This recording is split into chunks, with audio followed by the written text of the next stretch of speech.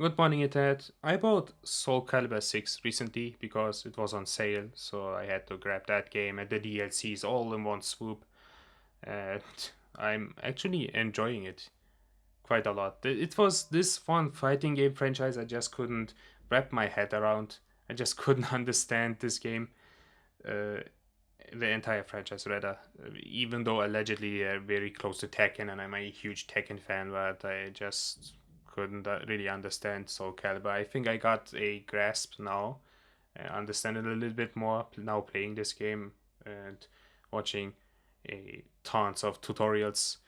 But you may know that there's this one huge offline mode with Libra of Soul, which is also quite fun. I'm nowhere near finishing that one yet, but it eventually started feeling very monotonous, and I feel like Soul Calibur 2 had much more elaborate, diverse, and interesting offline modes and win conditions in their battles, which might completely change later down the road. I might have a completely different tone to Libra of Soul and Soul Calibur 6 eventually, but right now it feels quite monotonous, and I've been thinking, what happened to the offline modes in fighting games? I mean, I'm not trying to belittle or discredit the PvP part. I am also a huge fan of PvP and engaging in the mind games and getting better at these games. I'm a huge fan of getting good at games in general, even for single player games. So it's not like I'm here to tell you that you need to be just much of an introvert as I am and be weird and be the little kid in the corner that plays with himself. But I think offline modes are really important even for fighting games. It's not just to ask for more content, but it's also something about expressing the expertise you learned in a different environment and having a second outlet. I don't know if you just, if you ever looked around in the fighting game scene right now, the mood is so sour everywhere. And I know that fighting game communities are like that in general. It's a normal Tuesday. If you've been on the internet for even a week, you know that it's common that everyone complains all the time. Everything is broken, everything is unfair, except my character, of course.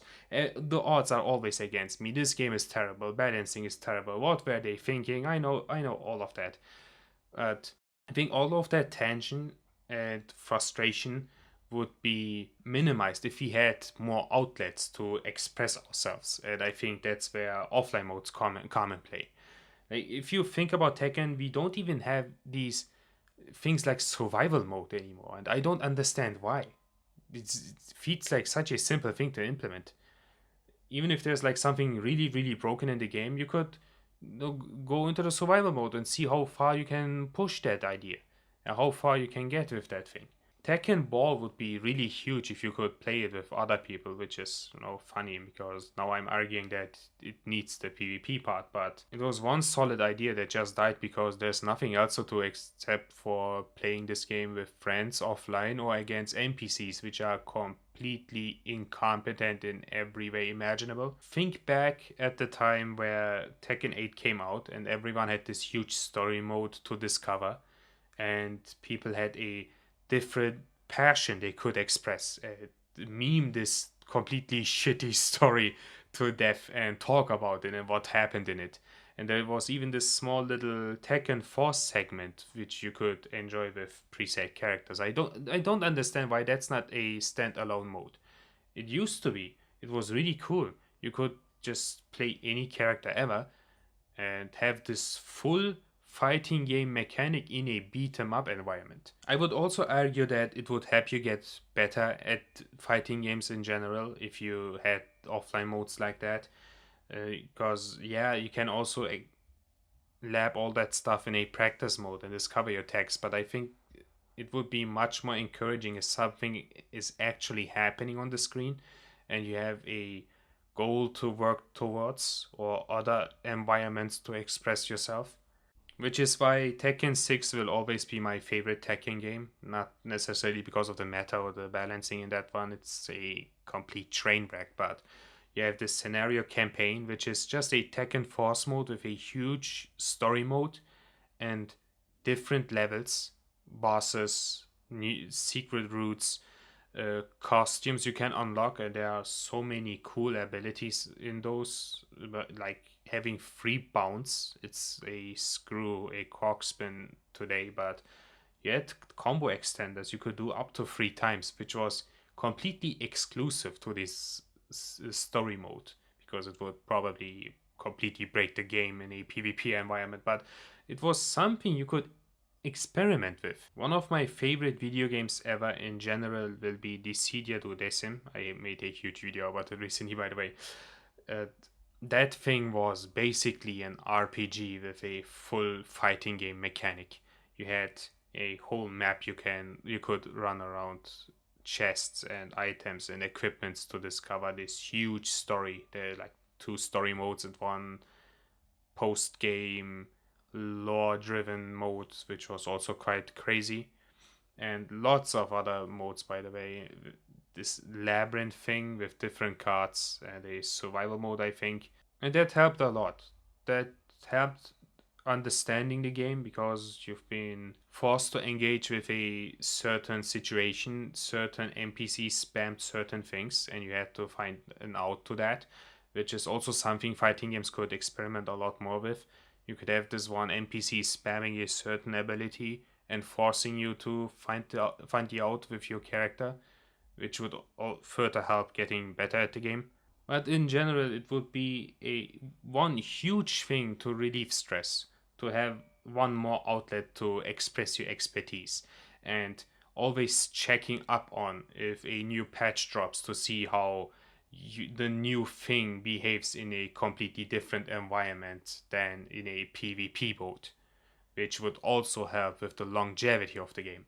Granted, I haven't tried that Street Fighter 6 World Tour mode yet. It looks really fun and also elaborate, just the way I want it to be. But I think more fighting games need to do that and have a few more modes. Like, make a whole campaign with that tekken ball mode. Why not, dude? Do you guys remember that one segment in Street Fighter 2 where you had to ravage a car? Like, why can't that be a standalone mode?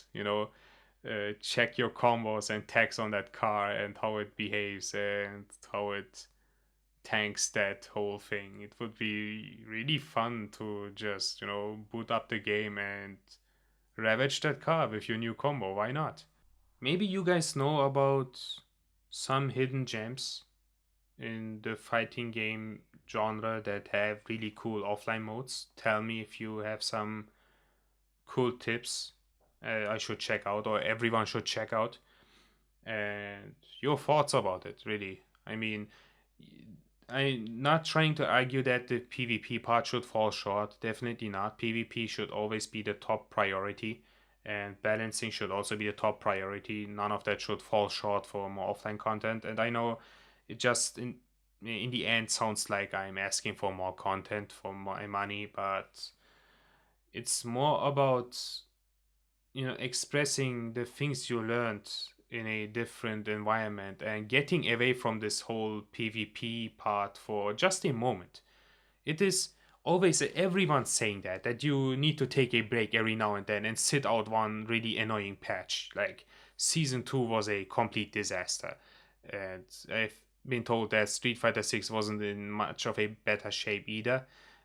So having a different thing to be engaged with while this whole thing is going on is really important, in my opinion. It would help relieving stress, it would help still being engaged with this game you like without having to be in this toxic ranked environment, which can really take more than it gives back. Honestly, it will generally be a huge win.